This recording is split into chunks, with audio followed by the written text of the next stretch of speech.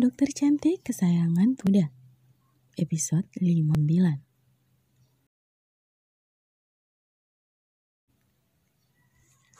Inggit berjalan mondar-mandir di depan sebuah pintu bercat putih. Ketuk tidak, ketuk tidak. Cicitnya sembari menggigit kecil kukunya. Pembicaraannya dengan Kimi membuat dia berakhir di depan pintu kamar seseorang. Rumah sakit. Kimi menarik tangan Inggit menjauh dari sekumpulan para dokter dan perawat. Kamu tadi bertanya apa sakit? Inggit mengangguk. Memangnya kamu belum melakukannya? Tanya Kimi heboh sendiri dan kembali mendapatkan anggukan kepala dari Inggit. Suamimu normal kan? Atau kamu yang menolaknya? Cerca Kimi. Dia normal kok. Aku kadang merasakan miliknya berdiri saat sedang memelukku. Dan aku tidak pernah menolak. Bagaimana menolak? Dia minta izin menyentuhku, saya tidak pernah. Apa aku kurang menarik ya baginya? Itulah alasan yang dibuat oleh Inggit sendiri. Mengingat jika hingga saat ini, suaminya sama sekali belum menyentuhnya. Apa dia kurang menarik? Atau kurang mempesona? Tapi dia tidak mungkin menciumku kalau aku tidak mempesona baginya. Lantas apa masalahnya? Kalau soal menarik, aku pikir bukan itu alasannya. Mungkin saja suami kulkas 2 pintumu itu belum berani menyentuhmu. Atau mungkin dia kurang dorongan? Hah? Aku punya ide. Tutur Kimi tersenyum. Dan disinilah Inggit, di depan pintu kamar kakak iparnya untuk mendapatkan solusi dan sedikit mengeluarkan unek-uneknya. Inggit masih dilema hingga berdiri termenung, dikejutkan dengan kehadiran Rahma yang sudah berdiri di hadapannya. Menepuk bahunya membuat ia terlonjak kaget. Kakak, hampir copot nih jantungku. Keluh Inggit memegang dadanya. Habisnya kamu. Kakak sudah berdiri di depanmu, kamu masih melamun. Kamu ingin menemui kakak kan? Apa ada sesuatu yang penting?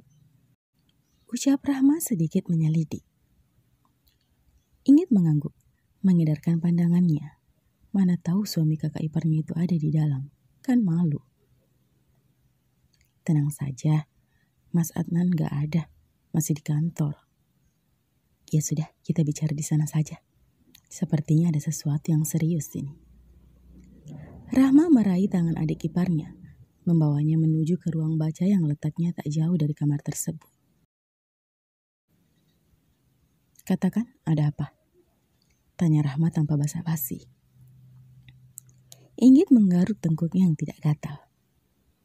Janji ya kak, jangan ngetawain Inggit ya.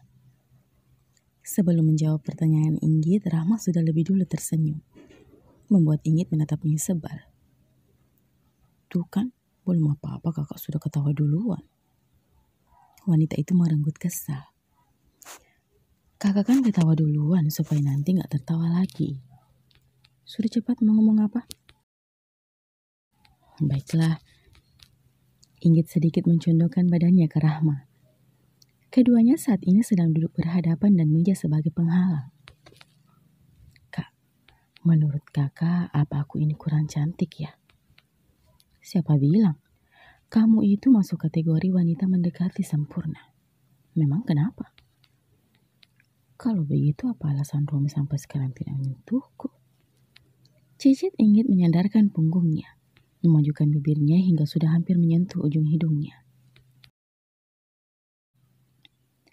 Rahma tidak bisa lagi menahan diri. Ia tertawa keras mendengar keluhan sang adik ipar.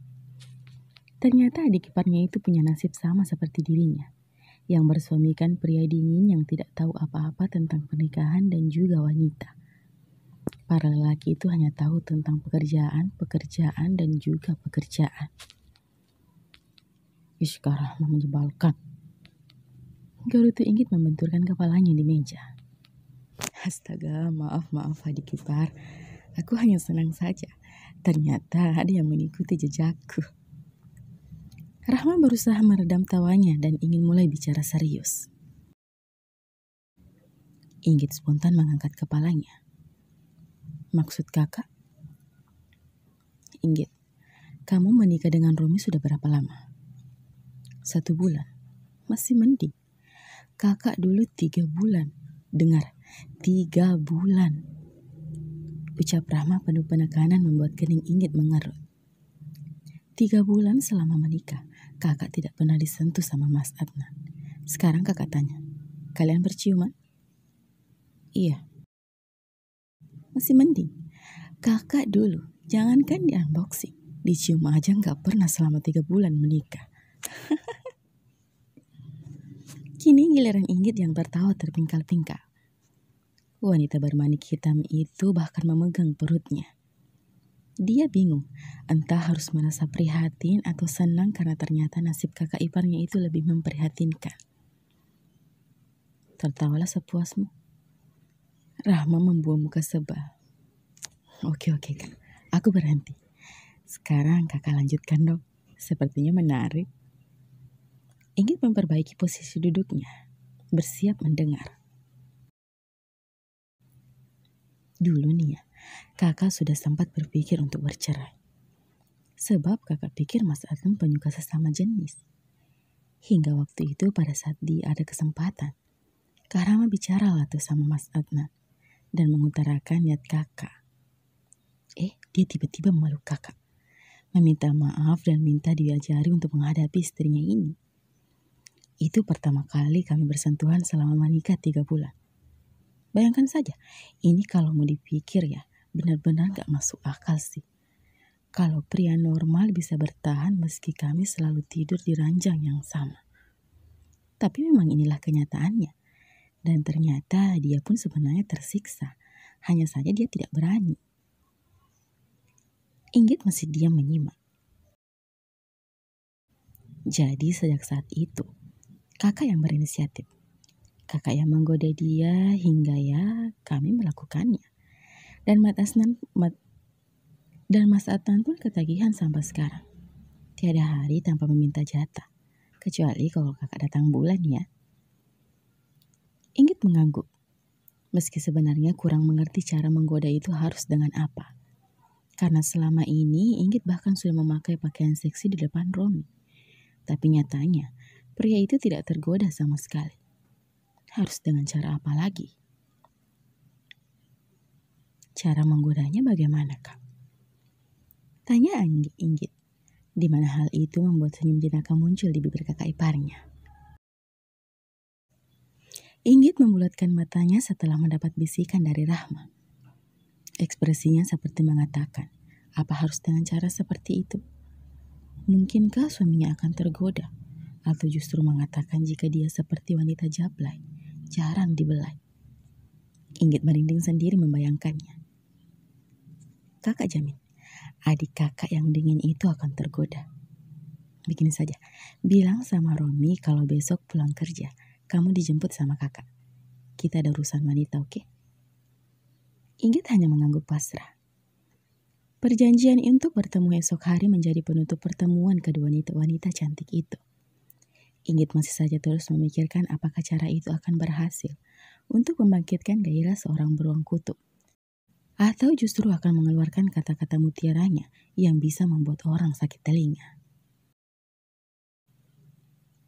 Malam harinya, Inggit dan Romi telah berada di atas kasur empuk mereka.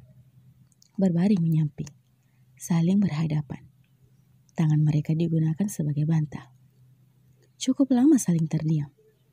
Inggit bersiap bertanya sedangkan Romi masih selalu terbayang dengan pertanyaan Ethan. Hingga akhirnya Inggit memecahkan kesunyian itu. Romi, apa kamu punya kriteria sendiri mengenai wanita? Seperti dirimu, jawab lantang Romi. Inggit sempat terkejut mendengar itu, tapi ia berusaha tetap tenang. Apa menurutmu aku kurang cantik atau kurang mempesona? Lebih dari itu. Inggit menggeram frustrasi. Lalu kenapa kau tidak menyentuhku? Cicitnya seraya menunduk bingung. Kau bilang apa? Tanya Romi cukup keras. Tidak ada. Mengangkat wajahnya kemudian tersenyum paksa. Ayo kita tidur, aku sudah mengantuk. Inggit bergegas membalikkan tubuhnya membelakangi Romi. Pria itu sendiri seperti memikirkan sesuatu. Jadi ini maksud dari pertanyaan Tuan Ethan tadi. Ya Tuhan, dia salah paham. Romi mengumpati dirinya sendiri. Bagaimana bisa ia tidak kepikiran sampai ke tahap itu? Jadi istrinya itu pikir jika ia kurang menarik karena sampai saat ini dia belum menyentuhnya. Dasar Romi bodoh. Romi beringsut, mendekati Inggit dan langsung memeluk pinggang istrinya dan menariknya hingga tubuh mereka melekat sempurna. Inggit, jangan salah paham pada aku. Aku tidak menyentuhmu. Inggit tersentak. Jadi Romi mendengarnya tadi. Inggit menutup mata malu. Aku tidak menyentuhmu bukan karena kamu yang kurang menarik atau apapun. Percayalah, setiap malam aku harus masuk ke dalam kamar mandi untuk menuntaskan hasrat karena dirimu. Inggit membalikkan badannya. Tatapan mereka bertemu. Inggit seolah meminta penjelasan yang lebih bisa ia pahami. Aku selama ini tersiksa, Inggit. Kalau kamu tidak percaya, lihat ke bawah. Inggit mengikuti arahan Romi. Dia berdiri kan? Kamu melihatnya kan? Inggit mengangguk merona. Setiap hari aku tersiksa, Inggit. Romi mendesah frustasi. Lalu kenapa? Kamu tidak menyentuhku. Aku takut kamu menolakku. Aku istrimu, Rom. Sanggah Inggit cepat. Aku tahu. Romi meraih kepala Inggit, menyatukan kening mereka dengan mata yang terbuka. Tapi aku pernah mendengar jika wanita itu akan melepaskan kehormatannya dengan pria yang ia cintai. Untuk itu aku beranggapan, kamu harus mencintai aku dulu baru kamu akan memberikan hak itu. Inggit menangkup kedua pipi Romi. Bahkan sejak malam pertama kita, aku sudah siap, Rom. Romi spontan memeluk erat Inggit, menenggelamkan wajahnya di leher wanita itu. Maafkan aku yang salah, aku yang tidak mengerti dirimu. Tolong jangan berpikiran jika aku tidak menyentuhmu karena aku tidak tertarik padamu. Aku sangat tertarik padamu, Inggit. Bahkan sejak pertama kita bertemu. Hanya saja, aku yang sangat minim pengetahuan tentang wanita. Romi semakin mengeratkan pelukannya. Hidungnya bahkan telah melekat di leher Inggit, menghirup dalam-dalam aroma wanita yang sudah membuat kepala atas dan bawahnya pening setiap malam. Hingga dia selalu berakhir di kamar mandi. Inggit menerbitkan senyum manisnya, mendengar penuturan panjang dari pria di dalam pelukannya ini. Inggit bahkan merona karena ternyata pesonanya sudah mempengaruhi suaminya, bahkan sejak pertama bertemu. Mungkin benar kata Kimi, pria ini butuh dorongan, mengingat dia terlahir menjadi pria yang dingin dan kaku. Dan tugasnya sekarang, bagaimana agar dia bisa menjinakkan pria dingin ini, menjadi pria yang hangat dan mudah disentuh. Bersambung, sampai jumpa di episode selanjutnya ya. Terima kasih, bye-bye.